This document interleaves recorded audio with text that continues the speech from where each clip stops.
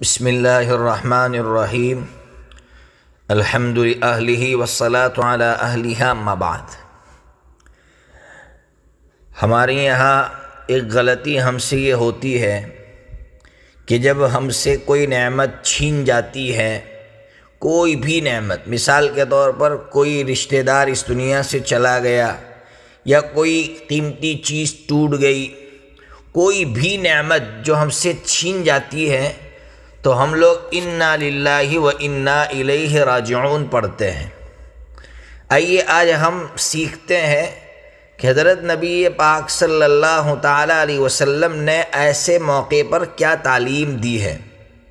میں سب سے پہلے ترمذی شریف کے اندر سے 1005 نمبر کی حدیث ہے، ابو موسیٰ اشعری رضی اللہ تعالیٰ عنہ اس حدیث کے راوی ہے، لمبی حدیث ہے۔ اس کے اخیر میں ہے کہ جب اللہ تعالیٰ کسی کے بچے کو لے لیتا ہے، ظاہر سی بات ہے بہت بڑی نعمت اس سے چھین جاتی ہے، اللہ تعالیٰ لے لیتے ہیں تو اللہ تبارک و تعالیٰ فرشتوں سے پوچھتے ہیں کہ میرے بندے نے کیا کیا، تو فرشتے جو جواب دیتے ہیں وہ یہ جواب دیتے ہیں حمیدک، یعنی اللہ تیری تعریف کی، واسترجع، اور اللہ انا للہ و انا الیہ راجعون پڑھا، تو اس پر اللہ تبارک و تعالیٰ فرشتوں سے کہتے ہیں کہ جنت میں ایک گھر بناؤ، ایک بنگلہ بناؤ، اور اس بنگلے کا نام رکھو بیت الحمد، یعنی تعریف کا بنگلہ، تعریف والا مکان۔ دیکھیے اس حدیث سے ہمیں جو سمجھ میں آیا، جو سیکھا ہم نے، وہ یہ ہے کہ کسی نعمت کے چھیننے پر سب سے پہلے ہمیں الحمدللہ کہنا چاہیے۔ آپ سوچیں گے کہ الحمدللہ تو کوئی خوشی کا موقع ہو اس وقت کہا جاتا ہے، نہیں، غم کے موقع پر الحمدللہ کہنے میں بڑا کمال ہے۔ خوشی کے موقع پر کوئی الحمدللہ کہیں تو اس میں کوئی بڑا کمال نہیں ہے، بڑا کمال اس وقت ہے جب انسان غم کے موقع پر الحمدللہ کہے، تو اللہ بہت خوش ہو جاتا ہے کہ غم کے موقع پر بھی میرا بندہ میری تعریف کر رہا ہے۔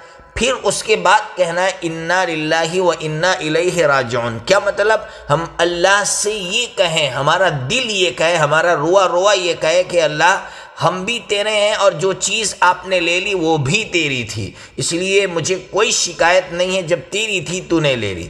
اور پھر تیسرے نمبر پر کیا کرنا ہے؟